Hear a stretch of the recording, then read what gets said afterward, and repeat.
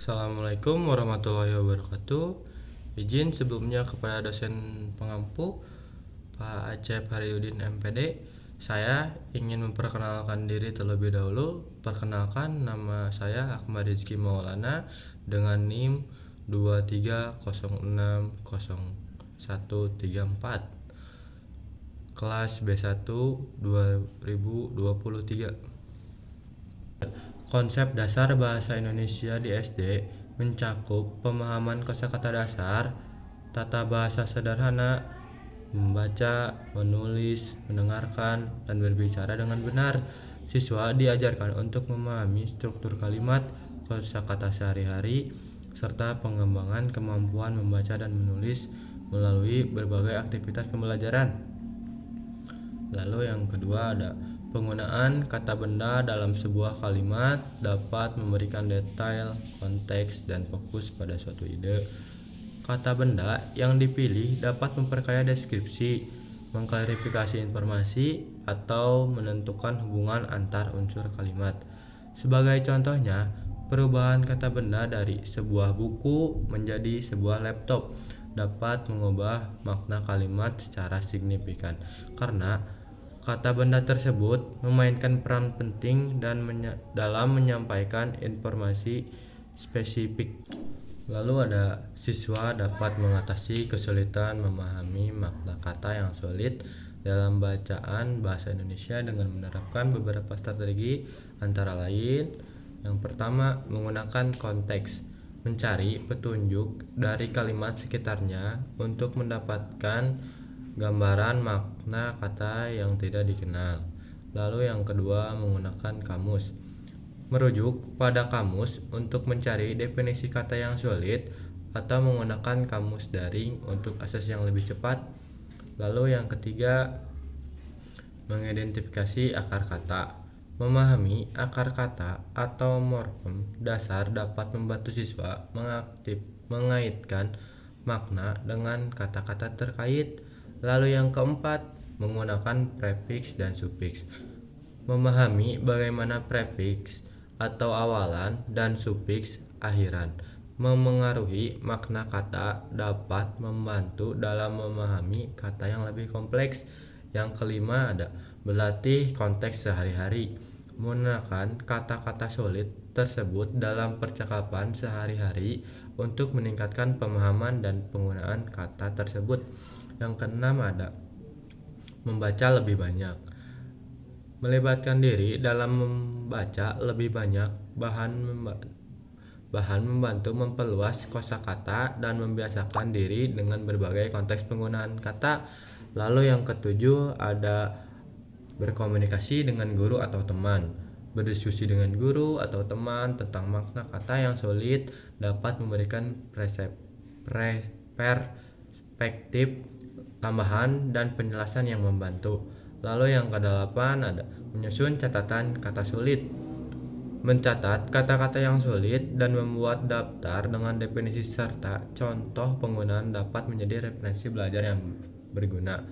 Dengan menerapkan strategi tersebut, siswa dapat meningkatkan pemahaman mereka terhadap makna kata yang sulit dan mengembangkan kemampuan membaca bahasa Indonesia secara lebih efektif.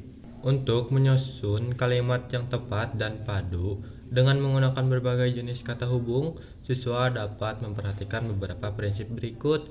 Yang pertama ada pahami fungsinya. Ketahui fungsi masing-masing jenis kata hubung seperti dan, atau, tetapi, karena, dan sebagainya. Pahami bagaimana mereka menghubungkan bagian-bagian kalimat. Yang kedua ada gunakan variasi. Kombinasikan berbagai jenis kata hubung untuk menghindari repetisi dan membuat kalimat lebih menarik. Misalnya, dan dapat digantikan oleh serta atau oleh maupun.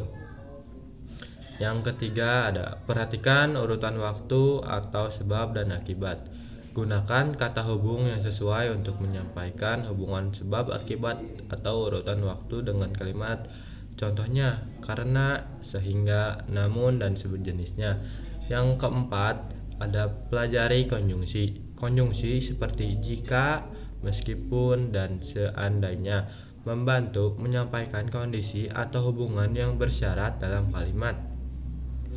Yang kelima, ada gunakan kata hubung temporal. Kata hubung seperti ketika, sejak, atau setelah membantu menyampaikan informasi terkait waktu. Lalu yang keenam ada perhatikan kebenaran logis. Pastikan kata hubung yang dipilih memberikan hubungan logis antar bagian kalimat. Misalnya, sebab digunakan untuk memberikan alasan yang memadai. Lalu yang ketujuh ada praktikan struktur kalimat. Latih penggunaan kata hubung dalam berbagai struktur kalimat, termasuk kalimat majemuk, kalimat kompleks, atau kalimat campuran. Yang kedelapan ada revisi dan perbaiki. Setelah menulis kalimat, lakukan revisi untuk memastikan kata hubung digunakan dengan benar dan efektif. Melibatkan siswa dalam aktivitas menulis dengan menekankan penggunaan berbagai jenis kata hubung dalam konteks yang berbeda dapat membantu mereka memahami cara menyusun kalimat yang tepat dan padu. Lalu ada variasi dialek dalam bahasa Indonesia dapat mempengaruhi pemahaman antar pembaca dari berbagai daerah. Peran dan dampaknya melibatkan beberapa aspek. Yang pertama, ada pemahaman kontekstual. Dialek dapat membawa nuansa lokal dan kontekstual dalam komunikasi. Pembaca dari daerah yang berbeda mungkin memerlukan penyesuaian untuk memahami makna sepenuhnya. Yang kedua, ada pengayaan ekspresi. Variasi dialek dapat mengenris ekspresi budaya dan identitas daerah. Meskipun ini bisa memperkaya pengalaman pembaca, tetapi juga bisa menjadi tantangan bagi mereka yang tidak akrab dengan dialek tersebut. Yang ketiga, ada kesulitan pemahaman. Bagi pembaca yang tidak akrab dengan suatu dialek, pemahaman dapat menjadi sulit. Ini dapat menghambat komunikasi efektif dan memerlukan usaha lebih untuk mencari pemahaman. Yang keempat, ada pengaruh dalam gaya tulisan.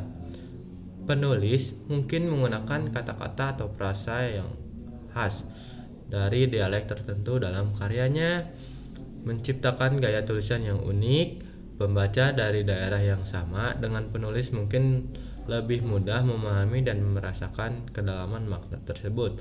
Yang kelima, ada pentingnya konteks budaya. Pemahaman dialek seringkali terkait erat dengan pemahaman konteks budaya tertentu. Pembaca dari daerah yang sama atau memiliki pengetahuan mendalam tentang budaya tersebut cenderung lebih memahami makna yang terkandung dalam dialek tersebut. Yang keenam, ada kemungkinan terjadinya misinterpretasi. Pemahaman dialek yang kurang bisa menyebabkan terjadinya misinterpretasi atau salah pengertian. Oleh karena itu, terdapat risiko komunikasi yang tidak efektif antara pembaca dari berbagai daerah. Untuk meningkatkan pemahaman antar pembaca dari berbagai daerah, penting untuk mendorong toleransi, saling pengertian, dan apresiasi terhadap keberagaman bahasa dan budaya dalam bahasa Indonesia. Sosialisasi dan pendidikan mengenai variasi dialek dapat membantu menciptakan lingkungan komunikasi yang lebih inklusif. Pilihan kata dan gaya bahasa yang digunakan oleh pengarang sastra anak-anak Indonesia mencerminkan budaya melalui beberapa aspek berikut. 1. Kosakata lokal. Pengarang sering memilih kosakata yang khas dari budaya lokal untuk menggambarkan objek peristiwa atau karakter dalam cerita anak-anak. Penggunaan kata-kata ini dapat memperkaya pengalaman membaca untuk anak-anak dengan memperkenalkan mereka pada elemen budaya tertentu. Yang kedua, ada cerita tradisional. Banyak pengarang anak-anak Indonesia mengambil inspirasi dari cerita-cerita tradisional atau mitos lokal. Penggunaan gaya bahasa yang khas dalam menceritakan cerita-cerita ini dapat memelihara warisan budaya dan nilai-nilai tradisional. Yang ketiga, ada penggunaan bahasa sehari-hari. Pengarang sering memilih bahasa yang akrab dan digunakan dalam percakapan sehari-hari. Ini membantu anak-anak merasa terhubung dengan cerita dan karakter, serta memudahkan pemahaman. Yang keempat, ada ekspresi nilai budaya.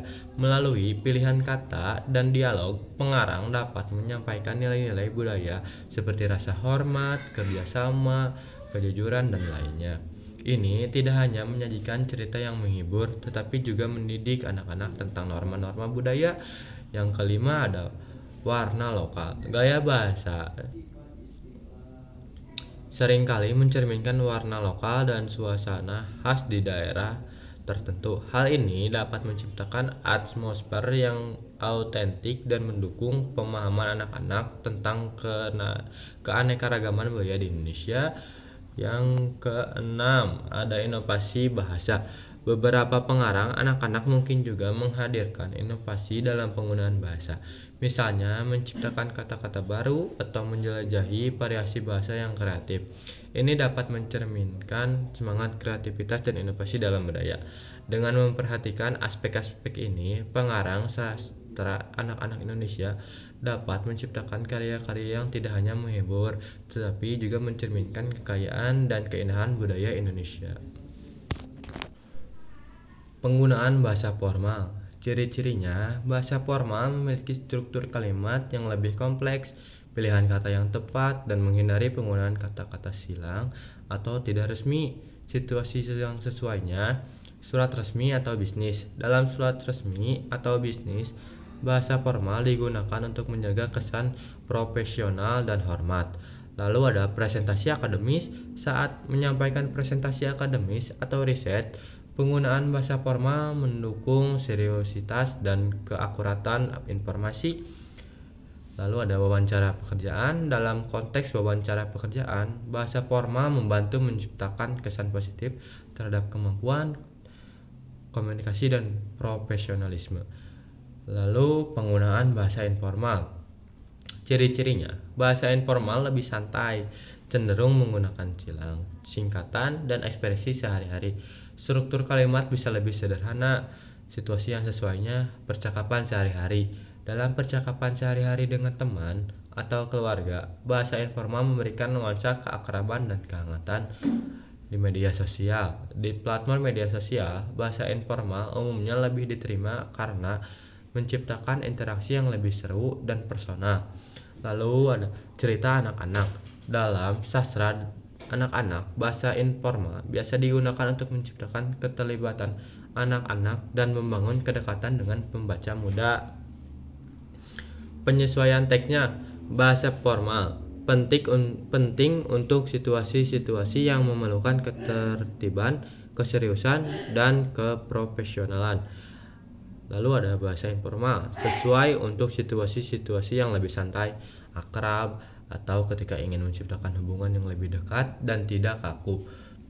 Pemilihan antara bahasa formal dan informal tergantung pada konteks dan tujuan komunikasi. Keduanya memiliki peran yang valid dalam berbagai situasi, dan pemahaman akan kapan harus menggunakan masing-masing dapat meningkatkan efektivitas komunikasi. Mengajarkan bahasa Indonesia kepada anak sekolah dasar memerlukan pendekatan yang kreatif dan sesuai dengan tahap perkembangan mereka. Berikut adalah beberapa cara yang dapat diterapkan. Yang pertama, pertimbangkan tahap perkembangan. Sesuaikan metode pengajaran dengan tahap perkembangan fisik dan kognitif anak-anak SD. Gunakan pendekatan yang menarik dan memastikan unsur permainan untuk menjaga minat mereka. Yang kedua, ada cerita dan dongeng. Anak-anak cenderung menyukai cerita. Gunakan buku cerita atau dongeng berbahasa Indonesia untuk membacakan mereka. Diskusikan cerita tersebut untuk meningkatkan pemahaman dan kosakata. Lalu yang ketiga, ada aktivitas menulis dan membaca. Ajarkan anak-anak untuk menulis dan membaca dengan kegiatan yang menyenangkan. Misalnya, mereka dapat membuat cerita pendek, puisi, atau membaca buku bersama-sama. Yang keempat, bermain peran. Gunakan permainan peran untuk meningkatkan keterampilan berbicara. Anak-anak dapat berpura-pura menjadi karakter dari cerita atau situasi tertentu sambil menggunakan bahasa Indonesia. Yang kelima, ada aktivitas kreatif. Gunakan aktivitas kreatif seperti melukis, membuat poster, atau membuat komik berbahasa Indonesia. Ini tidak hanya meningkatkan keterampilan bahasa, tetapi juga kreativitas mereka. Yang keenam, lagu dan musik. Anak-anak suka lagu. Gunakan lagu-lagu berbahasa Indonesia untuk membantu mereka menghafal kosakata dan struktur kalimat. Buatlah lagu-lagu yang bersifat edukatif. Yang ketujuh, pemahaman permainan papan atau kartu kata. Gunakan permainan papan atau kartu kata untuk melibatkan anak-anak dalam belajar kata-kata baru dan memahami konsep tata bahasa secara menyenangkan. Yang kedelapan, libatkan keluarga. Ajak keluarga untuk mendukung pembelajaran bahasa Indonesia. Mungkin mereka dapat berbicara dalam bahasa tersebut di rumah atau melakukan kegiatan bersama yang melibatkan penggunaan bahasa Indonesia. Yang kesembilan, kunjungan ke perpustakaan atau museum.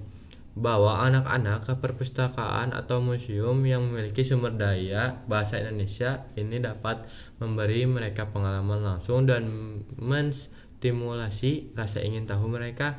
Yang ke-10, ada gunakan teknologi pendidikan.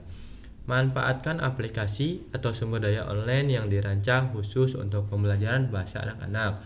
Beberapa aplikasi menyediakan permainan edukatif yang interaktif. Penting untuk mencampurkan kegiatan yang beragam agar anak-anak tetap bersemangat dan tidak bosan. Konsisten dan kesabaran dalam mengajarkan bahasa Indonesia akan membantu anak-anak memperoleh keterampilan bahasa dengan lebih efektif. Mungkin cukup sekian dari saya. Wassalamualaikum warahmatullahi wabarakatuh.